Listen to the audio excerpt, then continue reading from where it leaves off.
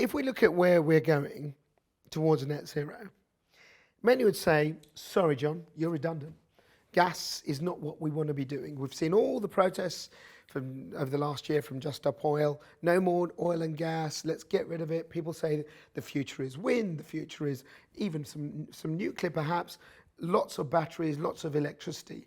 Changing the cars to drive on batteries. Changing our homes to be heated with heat pumps, all electrical. So can you sit here and say that actually you're not in a, dare I say, a dying industry? Yeah, no, it's a great question.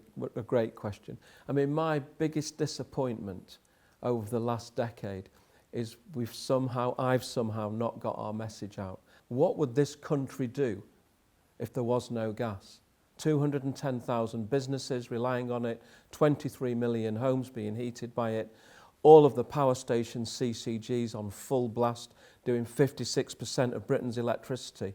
Imagine a world with no gas. The lights would be out. People would have no heat and hot water. But people see it as the image of climate destruction, don't they? That's what people see about gas. Yes. Which is why people are against in the recent World Cup, people like oil and gas states. It's all of that, which is, even though we know the reality of we need it, and you're saying absolutely true facts that without it we'd be scuppered right now. But can you see the PR issue that you have is that people say the future is electric? Yeah, and I can see exactly why people perceive the future as electric. But the amount of energy this United Kingdom uses, and we provide the gas to Ireland, the island of Ireland, it cannot be done just with electricity. It's just the volume of power that the country needs. And so what we've got to do is transition in an organised fashion and look at energy as a network balanced with electricity, with wind, with nuclear, perhaps with tidal, and with gas to make up that shortfall. Because what are we going to do when the wind doesn't blow? If the grid continues, as you say, its importance is there, what kind of gas will it be running? Yeah, so if you look forwards, the two things that we can do, the technology's there, and we're putting feed studies in to try and do the first demonstration plants, is first of all, we can burn hydrocarbon at the beach, and we can take the CO2 that comes up the chimney and sequestrate it back in the empty gas field in the North Sea for millennia. So there's no CO2 going into the atmosphere. So you're talking about carbon capture? That's carbon capture. Yeah. And the second thing is, as we're building out from 20 gigawatts to 70 gigawatts of wind in the North Sea and the Irish Sea, when the wind's spinning at night, we can make hydrogen for nothing. The windmills are spinning anyway. We can put that hydrogen into store of depleted gas fields that are already there in the North Sea and the Irish Sea. The pipelines are already there because they were oil and gas pipelines. The terminals are already there.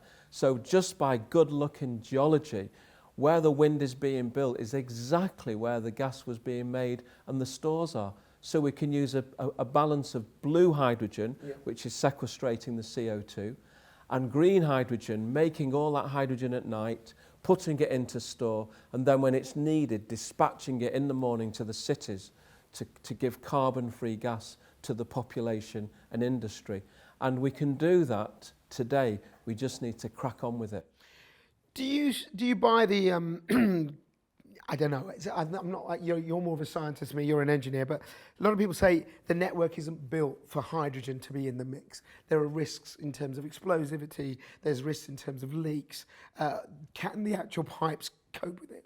Can you answer that question? Because I've had people say no, the terminals and the pipes can't deal with hydrogen. Yeah. Other people say yes, they can. What can you say? So there's a lot of people say a lot of things, Yeah. but what's important is data and science and research and demonstration plants. So up in a place called Spade Adam, which is on the Scottish border, we have already built a gas transmission and distribution system with houses and simulated everything, and it's all running on hydrogen.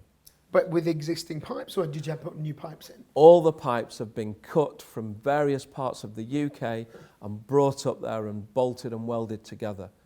So let's deal in fact. I mean, it's really interesting that if you go back from the movement of coal gas, of 1,200 small gas works making gas from coal, to when we moved into natural gas, coal gas had 47% hydrogen in it.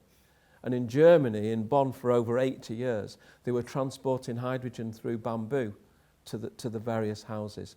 So let's deal with the facts and the data and the research. We've got a hydrogen test plant up in Spade Adam. It's been cycled now so many times a second to simulate 40 years, and it's absolutely fine.